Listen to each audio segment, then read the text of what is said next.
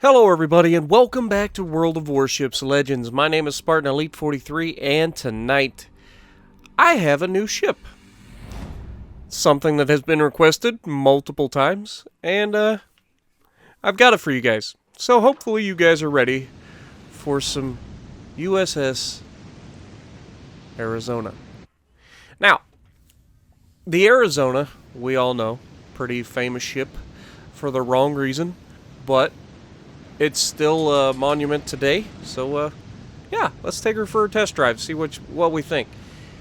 Now, I'll be real honest, I've played several matches up to this point. This is going to be the better match, and when it's top tier, it does okay, but honestly, as a battleship, especially an American battleship, not that impressed with its World of Warships Legends, as far as how I play it in the game. Maybe it's me. There's a good chance it could be me. But the guns aren't bad, but they're not great. And when you get up against tier 6s, they struggle. So you end up switching to HE, which isn't bad either. But that being said, we're going to have a very interesting battle. Now, right off the bat, one of our worst fears recognized. There is a New Mexico. Luckily, he shot at the cruiser instead of me, because he had a very good angle on me. We get a good shot off onto him, and they look very good.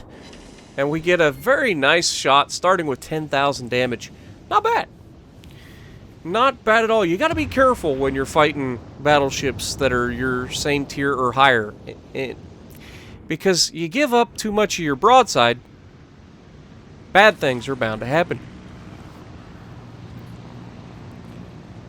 And the Arizona is one of those ships that if you give up the broadside, which you kind of have to, because this thing does have 12 guns, but they're in 4 turrets, 2 forward, 2 aft, which is nice when you're going towards or away from enemies, because you always have half of your firepower to show while bow tanking or stern tanking. But when you get a full broadside, first of all, it's sexy. I'm not going to lie. It's a good-looking ship. I like the look at this thing. And I like the guns. And there's nothing better. You know, sometimes quantity is better than quality. And you'll see that in a moment. I say see that in a moment. It's going to be a little while before we get to have a little bit of fun. But, honestly, this match isn't even all about the Arizona. I mentioned right about now that looks like my team sailed and left the Cap A all by itself. And the guy that responds to me is a new friend of mine. Because he says, well, that was me. I'm coming over here to Cap B, and I'll head back over there once we're done. And I'm like, all right, well, no big deal. I'll head that direction and we'll start trying to make something happen. Now, the York slams on the brakes and manages to make us miss, which has been a thing that's been happening a lot lately. I don't know if people are getting smarter or if I'm just getting unlucky. Sorry, I didn't mean to yawn. My bedtime's coming up, as you may have guessed. But yeah, the guy that's in the destroyer that's currently in Cap B right now is a new friend of mine. After this battle, we end up divisioning up, and you'll see some of our exploits later on this week. I've got a couple good games with him. Not necessarily the most damaging games, but just for pure teamwork, it's hard to beat. And I'm not used to that. You know, I play with people occasionally, like Bolvi and that. But even when me and Bolvi get together, don't get me wrong, we love gaming together. It's funny. We enjoy each other's company, and we make fun of each other endlessly, which is probably why you guys enjoy it. But at the same time, we don't necessarily have the best teamwork. We kind of just get out there and do our own thing and let the other person do his own thing, and at the end of the day, we generally work out. But that being said, there is a interesting ship coming around the corner up here, and the funny thing is, I don't know, maybe he let his crew go on shore leave. There's a castle up there. He's at the dock. You know, I'm just figuring maybe he's left his ship go shore leave. Unfortunately for him, he's in a Mutsu, broadside on, and down he goes. 4 citadels, outright deletion. Good night. Head back to port. Hopefully everybody was off the ship at the time, because that did not end well for the Mutsu. But that being said, we have a Nuremberg here, and we do not want to take torpedoes, so adjust course. Hard to port. Go hard to port. Now, he's going to get behind the rock. And like I said, I've already started adjusting my course. We're going to try to cut him off. And then he does this. Oh, crap. The guide. No. This is the worst possible scenario. Notice that my destroyer buddy has shown up. Now, the Nuremberg gets his torpedoes away. He does connect with one of them. However, torpedo belt, not too bad in this thing. The guide, on the other hand, we realize doesn't seem to be playing. Which is preferable. Because I'm very close to him, and any torpedoes that he might send would be a bad day. And after coming to the same realization, and I'm about to take a couple more torps, I think. Ooh, can we torp? Oh, no, we almost avoided it. Didn't quite. She's got wide hips, okay? You know, she's got wide hips. She doesn't have the best rudder in the world. But, hello, Nuremberg. You may have made a mistake. Oh, yeah. Yeah, that definitely touched him. That was not preferable if you're him. But our new friend in the moss takes him down. And then the guide gets taken out shortly thereafter. Now notice they didn't keep shooting the guide initially because he wasn't playing. It was pretty obvious. He had run aground, maybe he disconnected, maybe he had to make a sandwich, maybe he had to go do the dishes or something. No one knows. But he wasn't moving. It was pretty obvious he wasn't much of a threat, so we went to the guy that was a threat and then came back to finish the other guy. Now, at this point, there's nothing I can do. This is the end of the game, pretty much. I don't remember if I get another shot. I don't think I do. But my new friend and I decide that we may just drop our cruise off and have a little shore leave of our own.